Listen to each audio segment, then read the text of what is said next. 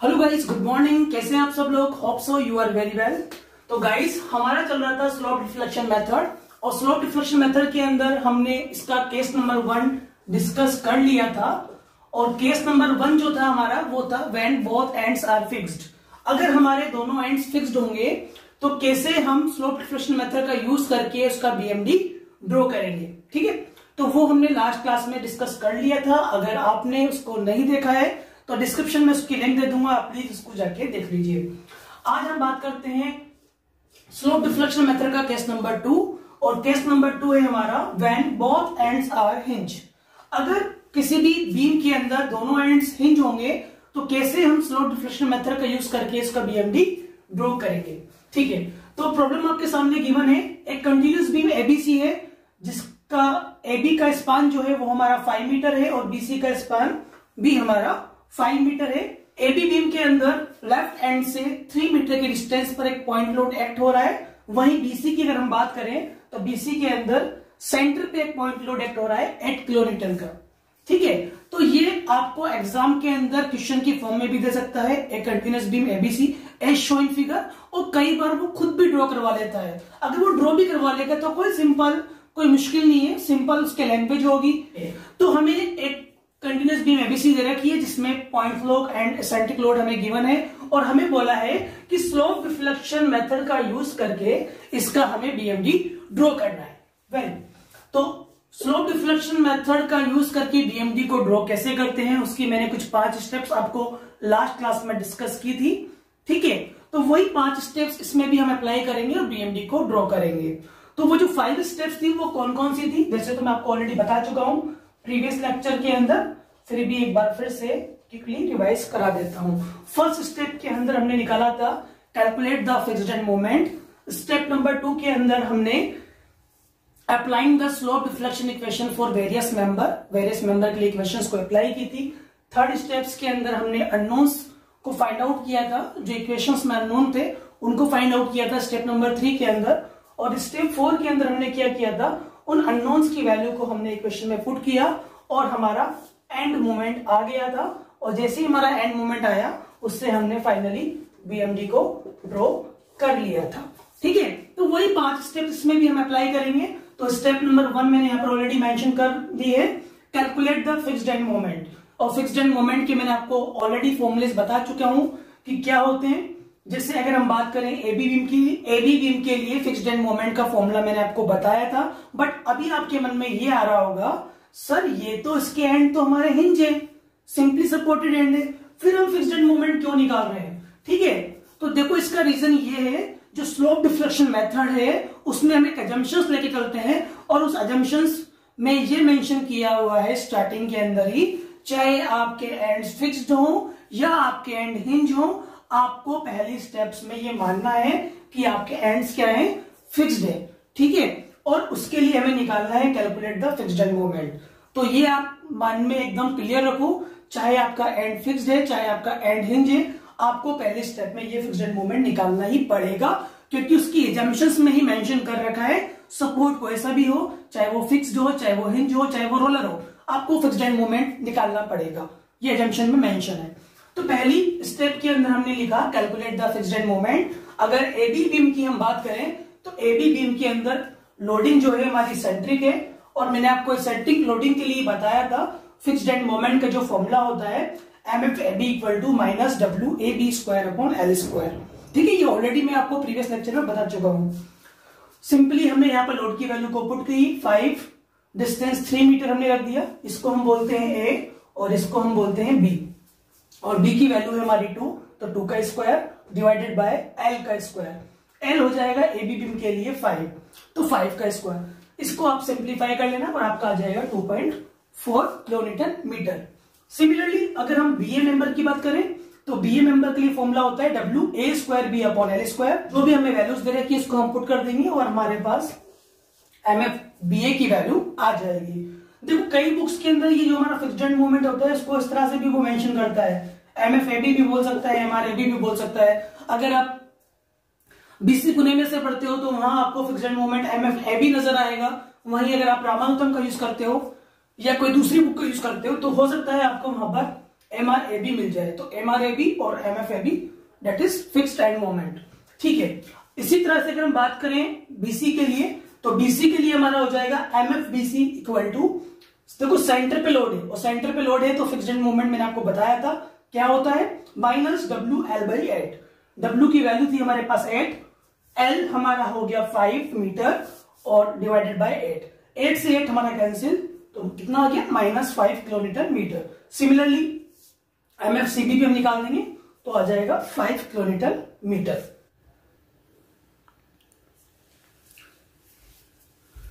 तो guys step number 1 के अंदर हमने फिक्स्ड एंड मोमेंट निकाल लिया था और अब हम बात करते हैं स्टेप नंबर 2 की। स्टेप नंबर 2 रहेगी हमारी applying the slope deflection equation for various member. ठीक है, अब हमारे पास दो ही मेंबर है, एक ए बी है दूसरा है बीसी। तो अब हमें क्या करना है, फर्स्ट ऑफ ऑल हमें ए बी मेंबर के लिए स्लोप डिफ्लेक्शन इक्वेशन लगानी है, फिर बीसी में अप्लाई करनी है। ठीक है, तो देखो जैसे हमने बहुत एंड फिक्स वाला क्वेश्चन किया था एज इट इज वैसे की वैसे यहां पर भी वही चीज वैसे ही करेंगे, बस हल्का सा वेरिएशन आएगा, वो क्या आएगा वो हम देखते हैं।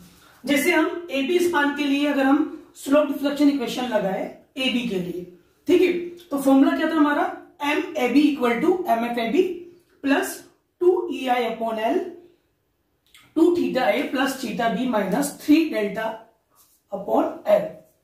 तो देखिए M F A B fixed end moment आपने ऑलरेडी निकाल लिया है -2.4। अच्छा 2 E I upon L, L की वैल्यू हमारे पास है 5 और क्वेश्चन में मेंशन है ई आई जो है हमारे पास कांस्टेंट है, इसकी कोई वैल्यू हमें नहीं दे रखी, तो ई आई की वैल्यू ई आई ही रहेगी। ई को हम कहते हैं मॉडुलस ऑफ इलास्टिसिटी और आई होता है हमारा मोमेंट ऑफ इनर्शिया। चलिए 2 थीटा ए, अब देखिए मैंने आपको ऑलरेडी बता दिया था पहले भी, जब बोथ एंड फिक्स्ड होते हैं तो वहां पर क्या होता है, स्लोप की वैल्यू भी 0 होती है और डिफ्लेक्शन भी 0 होता है। ठीक है, बट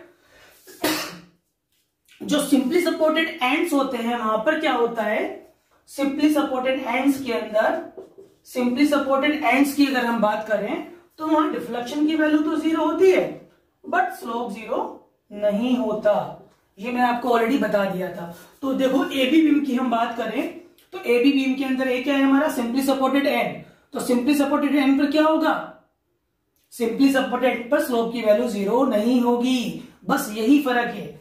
जो हमारा ए और सी जो हमारा हिंज्ड है, पहले ये हुआ करते थे फिक्स्ड, तो वहां पर स्लोप की वैल्यू हम 0 लिया करते थे, बट इस क्वेश्चन में ए और सी क्या है हमारे, हिंज है, तो यहां पर हम स्लोप की वैल्यू, यहां पर स्लोप की वैल्यू 0 नहीं होगी, यहां पर स्लोप अननोन होगा, उसको हम फाइंड करेंगे।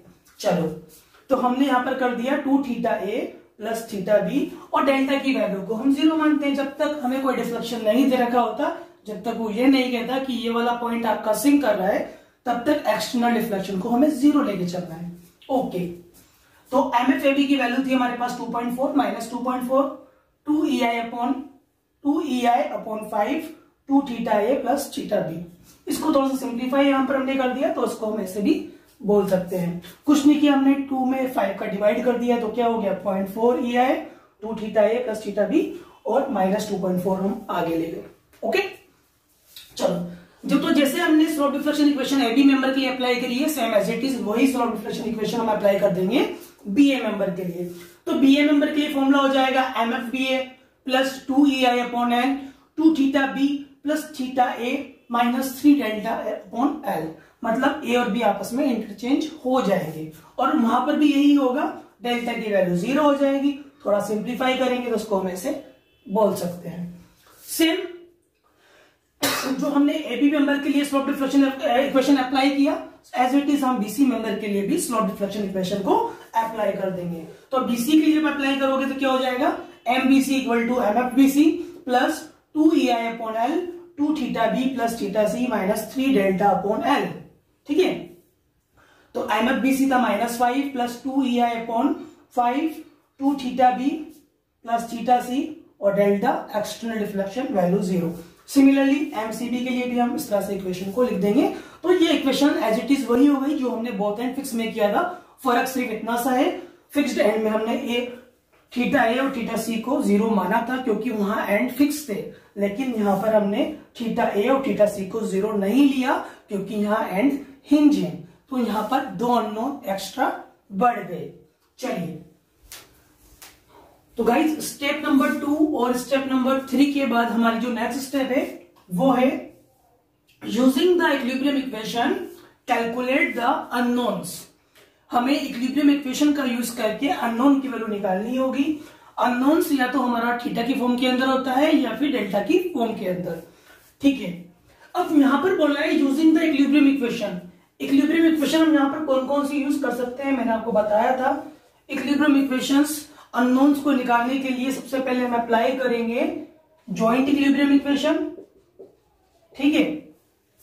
अगर उससे भी काम नहीं बन रहा तो मोमेंट इक्विलिब्रियम इक्वेशन, और अगर उससे भी काम नहीं बन रहा तो हम अप्लाई करेंगे फिर शेयर इक्वेशन। तो ये 3 तरह की इक्विलिब्रियम इक्वेशन होती है, इनका यूज करके हम अननोन्स की वैल्यू को फाइंड करेंगे। तो अगर मैं इस डायग्राम को लेता हूं तो इस डायग्राम में मेरे को क्लियरली नजर आ रहा है कि एंड ए और एंड सी जो है हमारा सिंपली सपोर्टेड एंड है, तो मतलब यहां पर मोमेंट की वैल्यू क्या होगी, 0। अगर यहां पर मोमेंट की वैल्यू 0 होगी तो मैं यहां पर मोमेंट इक्विलिब्रियम इक्वेशन को अप्लाई कर सकता हूं। तो मैंने यहां पर यही किया। देखो हमारे पास अननोन कितने हैं, थीटा ए, थीटा बी, थीटा सी। अननोन 3 है तो हमें इक्विलिब्रियम इक्वेशन भी कितनी अप्लाई करनी होगी, 3। ओके, तो सबसे पहले मैंने यहां पर लिख दिया since A and C are simply supported ends. तो ए और सी जो पॉइंट्स हैं वो सिंपली सपोर्टेड एंड्स हैं, तो वहां पर मोमेंट की वैल्यू 0 होगी। उस अकॉर्डिंग मैं कह सकता हूं summation M A B equal to 0। जो ए बी का जो मोमेंट होगा ए एंड पर वो क्या होगा, 0। तो summation M A B equal to 0। और हम एम ए बी की वैल्यू ऑलरेडी निकाल चुके हैं इक्वेशन के अंदर। क्या निकाली थी, 0.4 E I bracket 2 theta A plus theta B minus 2.4 equal to 0, ठीक है। और अगर इससे मैं 2 थीटा ए की वैल्यू को निकालता हूं तो इक्वेशन हमारी क्या बनेगी, 0.4 E I 2 theta A is equal to 2.4 को हम दूसरी तरफ ले गए तो पॉजिटिव हो गया, 2.4 minus 0.4 E I theta B. तो इस इक्वेशन को हम इस फॉर्म में भी मेंशन कर सकते हैं। चलिए अब हम बात करते हैं सीबी के लिए, क्योंकि देखो ए एंड हमारा सिंपली सपोर्टेड का एंड है, तो सीबी हमारा सी पर भी क्या है, हिंज है, तो सी का मूवमेंट भी 0 होगा। सी का मूवमेंट भी 0 होगा तो हम बोल सकते हैं summation MCB equal to 0। Summation MCB equal to 0 का मतलब ये हो गया जो एमसीबी की इक्वेशंस निकाली थी मूवमेंट की वो इक्वल टू 0, ठीक है।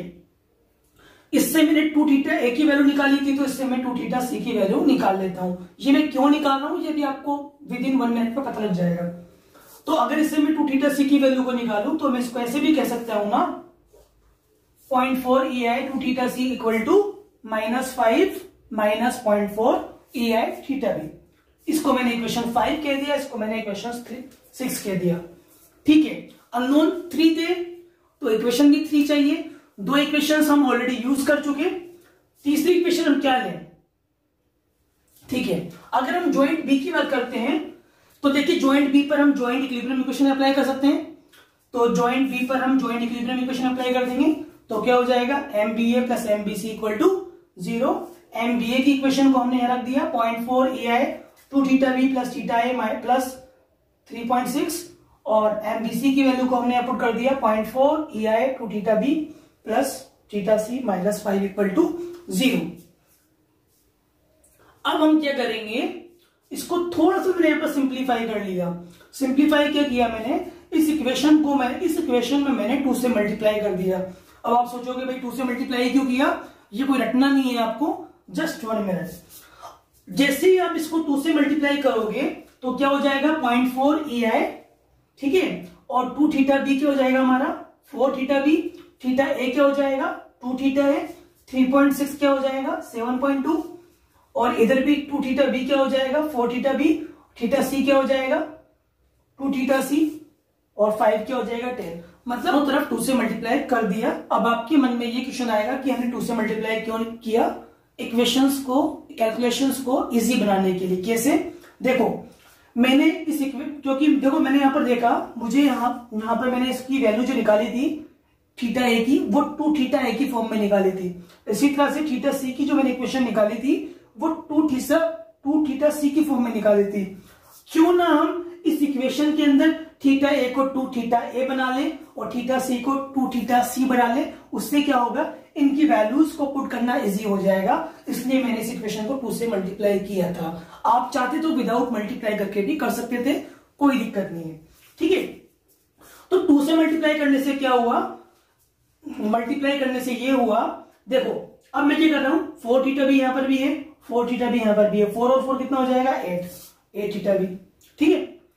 और 2 थीटा है 0.4 ई आई 2 थीटा है, तो मैंने लिख दिया 0.4 ई आई 2 थीटा है, और इधर से ले लिया मैंने 0.4 ई आई 2 थीटा सी, ठीक है। तो 0.4 ई आई 2 थीटा सी, और यहां था 7.2, यहां था 10 माइनस 7.2 करोगे तो 2.8 हमारा आ जाएगा। अब देखो कितना सिंपल हो गया, 0.4 ई आई 2 थीटा ए की वैल्यू हमारे पास है इक्वेशन 5 के अंदर। सिमिलरली 0.4 ई आई 2 थीटा सी की वैल्यू भी है हमारे पास इक्वेशन नंबर 6 के अंदर। तो अब हम क्या करेंगे, इक्वेशन 5 और इक्वेशन 6 से ये वैल्यू को हम इस इक्वेशन में पुट कर देंगे, और जैसे ही आप इस इक्वेशन में पुट करोगे तो पूरी इक्वेशन थीटा बी की फॉर्म में हो जाएगी। और जब पूरी इक्वेशन हमारी थीटा बी की फॉर्म में हो जाएगी तो इसलिए हम थीटा बी की वैल्यू को फाइंड आउट कर लेंगे, और थीटा बी की जब वैल्यू हमारे पास आ जाएगी तो थीटा बी को आप इक्वेशन में 5 में पुट कर दो तो थीटा ए आ जाएगा, थीटा बी को आप इक्वेशन नंबर 6 में पुट कर दो तो थीटा सी आ जाएगा, ठीक है। तो हमने कुछ भी नहीं करा, सिंपल मैथमेटिकल लगाई थी, हमें अननोन्स की वैल्यू निकालनी थी। अननोन्स हमारे थीटा ए थीटा बी थीटा सी था, तो हमने कुछ नहीं किया, मोमेंट इक्विलिब्रियम इक्वेशन लगा दी ए और सी पर, उससे हमारे पास 2 इक्वेशन बन गई, और जॉइंट इक्विलिब्रियम लगा दी बी पर। तो बी पर जो भी जॉइंट इक्विलिब्रियम लगाई थी उसके अंदर हमने इक्वेशन 5 और 6 का यूज करके थीटा बी की वैल्यू को फाइंड आउट कर लिया। कुछ नहीं करा, जो जॉइंट इक्विलिब्रियम इक्वेशन में थीटा ए जहां आ रहा था और थीटा सी जहां आ रहा था उसको भी हमने थीटा बी की फॉर्म में कर लिया। जब पूरी इक्वेशन थीटा बी की फॉर्म में हो गई तो इसलिए हमने थीटा बी को निकाल लिया, और थीटा बी को निकालने के बाद थीटा बी को हमने इक्वेशन 5 में पुट किया तो थीटा ए आ गया, और 6 में पुट करेंगे तो थीटा सी आ जाएगा। सिंपल मैथमेटिकली आप ट्राई करना, हो जाएगा। तो देखिए गाइस, अननोन की वैल्यू को निकालने के बाद हम क्या करेंगे, स्टेप नंबर 4 के अंदर putting the value of unknowns in equation 1 to 4, ठीक है। जो भी हमने अननोन्स निकाले हैं थीटा ए थीटा बी या थीटा सी, उन अननोन्स को हम स्लोप डिफ्लेक्शन इक्वेशन वाली जो इक्वेशंस थी 1 to 4 उसमें हम पुट कर देंगे, और जैसे आप पुट करोगे तो मोमेंट्स की वैल्यू आ जाएगी। कौन से मोमेंट्स की वैल्यू आ जाएगी, एंड मोमेंट की वैल्यू आ जाएगी। तो देखिए आप क्या करना, उन अननोन्स की वैल्यू को इक्वेशन 1 to 4 में पुट कर देना, ठीक है। और जब आप एम ए बी को सोल्व करोगे तो वैल्यू आ जाएगी 0, एम बी ए को सोल्व करोगे तो आ जाएगी 6.15, एम बी सी को जब सोल्व करोगे तो वैल्यू आ जाएगी -6.15, और सी बी को जब सोल्व करोगे तो वैल्यू आ जाएगी 0। और देखो हमें थोड़ा स्मार्टली काम करना है, हमें टाइम को सेव भी करना है। जैसे हम बात करें ए और सी की, तो आपको पता है एम ए बी मतलब सिंपली सपोर्टेड एंड, मोमेंट की वैल्यू क्या होती है 0, तो सोल्व करना ही नहीं है, 0 लिख देना। इसी तरह से M C B simply supported end है, मोमेंट की वैल्यू क्या होती है 0, तो यहां पर भी आप डायरेक्ट लिख देना 0। अब बचा हमारा एम बी ए और एम बी सी। तो एम बी ए की जब आपने वैल्यू निकाली तो आ गई 6.15, और हम जानते हैं बी क्या होता है, जॉइंट इक्विलिब्रियम। अगर इस तरफ पॉजिटिव है तो उस तरफ क्या होगी, नेगेटिव। तो एम बी ए की वैल्यू अगर प्लस में 6.5 आ रही है तो एम बी सी की वैल्यू क्या हो जाएगी, -6.15, ठीक है। क्योंकि मैंने आपको बताया था बी हमारा जॉइंट इक्विलिब्रियम है, अगर इधर क्लॉकवाइज मूवमेंट होगा तो इधर क्या होगा, एंटी क्लॉकवाइज मूवमेंट, और वैल्यू सेम रहेगी, ठीक है। तो हमने एंड मूवमेंट की वैल्यू निकाल दी, और साथ में आप यहां पर सिंपली मूवमेंट भी निकाल देना। सिंपली मूवमेंट आप जानती हो, ए बी बी में इसेंट्रिक लोडिंग लग रही है तो सिंपली बेंडिंग मूवमेंट की वैल्यू क्या होती है इसेंट्रिक लोडिंग में, WAB/L। W की वैल्यू 5, A हमारा 3 है और B 2 है, divided by 5, 6 kilonewton metre. Similarly BC की अगर हम बात करें तो BC इक्वल टू हो जाएगा सेंट्रिक लोड है, सेंट्रिक लोडिंग के अंदर क्या होती है WL/4। एसेंट्रिक लोडिंग में WAB/L, और सेंटर पे जब लोड होगा तो वैल्यू होती है WL/4, और यूडीएल में WL²/8। ओके, तो ये सिंपली मूवमेंट हमने निकाल लिया, एंड मूवमेंट निकाल दिया। फाइनली हम बीएमडी को ड्रॉ कर देंगे। बीएमडी को ड्रॉ दो पार्ट में करते हैं, एक ईएमडी और एक एसएमडी। ईएमडी के लिए पहले बनाते हैं कैलकुलेशन डायग्राम। कैलकुलेशन डायग्राम में वैल्यू पॉजिटिव है तो क्लॉकवाइज, नेगेटिव है तो एंटी क्लॉकवाइज। ठीक है, तो सबसे पहले हमने बना देते हैं कैलकुलेशन डायग्राम।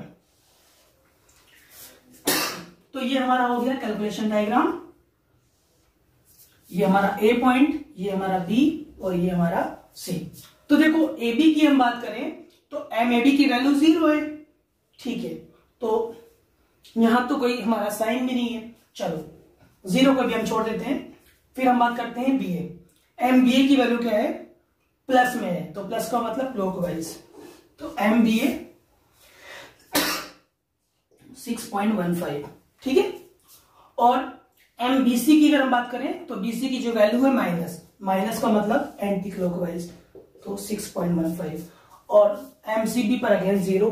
तो जहां पर भी 0 वैल्यू बनती है, आप चाहो तो वहां पर मत बनाओ साइन, और अगर आपको साइन बनाना है तो इसका मिरर इमेज बना दो।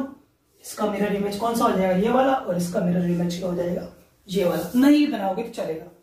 चलो, तो ये हमारा हो गया कैलकुलेशन डायग्राम। इसका फाइनल बीएमडी हमें बनाना है, तो फाइनल बीएमडी हम कैसे बनाएंगे देखिए। ए बी बीम की अगर हम बात करें तो ए बी बीम के अंदर यहां पर वैल्यू क्या है 0, तो ये हो गया 0, और यहां पर वैल्यू क्या है 6.15, तो ये हम कर देते हैं 6.15। और अगर हम बात करें बीसी के लिए, तो बीसी के लिए अगेन होगिंग है, अबव द बीम बन जाएगा। बी पर मोमेंट की वैल्यू क्या है 6.15, पर क्या है 0। तो इसका अगर हम एंड मोमेंट ड्रॉ करें तो कुछ इस तरह से ड्रॉ हमारा हो जाएगा। ठीक है, तो एंड मोमेंट ड्रॉ करने के लिए मैंने कुछ नहीं किया, सबसे पहले बनाया कैलकुलेशन डायग्राम। कैलकुलेशन डायग्राम आपके सामने है, और कैलकुलेशन डायग्राम के अंदर अगर इफेक्ट होगिंग है तो above the beam, effect hogging है अबव द बीम। दोनों एंड्स पर मोमेंट की वैल्यू 0 थी तो 0 कर दिया, और यहां पर मोमेंट की वैल्यू 6.15 थी। ठीक है, चलो अब हम बात करते हैं एसएमडी की। आपने ईएमडी बना लिया, एसएमडी क्या करते हैं हम जनरली, यही तो करते हैं ना, ईएमडी बनाते हैं फिर एसएमडी बनाते हैं, फिर एसएमडी को ईएमडी में सुपर इंपोज करते हैं। ठीक है, तो ईएमडी बना लिया तो क्यों ना हम डायरेक्टली एसएमडी को ईएमडी में सुपर इंपोज कर दें। ओके, तो ये हमारा हो गया ईएमडी। अब मैं क्या कर रहा हूं, इस ईएमडी के अंदर एसएमडी को सुपर इंपोज कर रहा हूं, क्योंकि आपको पता है एसएमडी की वैल्यू एबीबी में सेंट्रिक लोडिंग है तो ट्राइंगल बन जाएगा, बीसी भी सेंटर पे लोड है, पॉइंट लोड के लिए क्या बनता है ट्राइंगल, तो दोनों के लिए ट्राइंगल बन जाएगा हमारा। ठीक है, तो एबी बीम के लिए एसएमडी की वैल्यू कितनी है 6, तो ये हो जाएगा 6। ठीक है, थोड़ा सा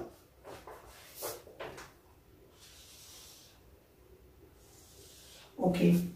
इसी तरह से बीसी के लिए एसएमडी की वैल्यू कितनी है 10, तो 10 हमारा ये हो जाएगा, ये हो गया हमारा 6 किलोन्यूटन मीटर, ये हमारा हो गया 10 किलोन्यूटन मीटर, ये हो गया हमारा 6.15 किलोन्यूटन मीटर।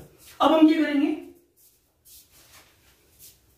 ये जो हमारा ईएमडी है, ये जो हमारा ईएमडी है, इस ईएमडी के ऊपर वाली जो वैल्यू होगी वो होगी पॉजिटिव, इसके नीचे वाली जो वैल्यू होगी वो होगी हमारी नेगेटिव, और ये जो कॉमन पार्ट होगा वो हो जाएगा हमारा कैंसिल्ड। तो ईएमडी में एसएमडी को सुपर इंपोज किया, ईएमडी के ऊपर वाली वैल्यू पॉजिटिव, नीचे वाली वैल्यू नेगेटिव, वो कॉमन पार्ट हमारा कैंसिल हो जाएगा, और फाइनल जो बचेगा वो कहलाएगा हमारा बीएमडी।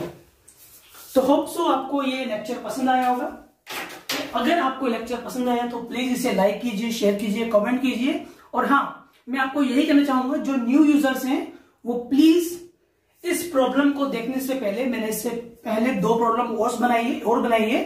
फर्स्ट प्रॉब्लम के अंदर मैंने आपको स्लोप डिफ्लेक्शन इक्वेशन का कंसेप्ट बताया था, और सेकेंड लेक्चर के अंदर मैंने आपको स्लोप डिफ्लेक्शन मेथड की फर्स्ट प्रॉब्लम के साथ हमने डील करी थी जहां बोथ एंड्स आर फिक्स थे, और थर्ड लेक्चर में हमने बात करी है बोथ एंड्स आर हिंज। ठीक है, तो जिन्होंने प्रीवियस लेक्चर नहीं देखे हैं उसका मैं डिस्क्रिप्शन में लिंक दे दूंगा, तो प्लीज पहले आप उनको जाके देखिए, देन इसको आप करोगे तो और आपको अच्छे से समझ में आएगा।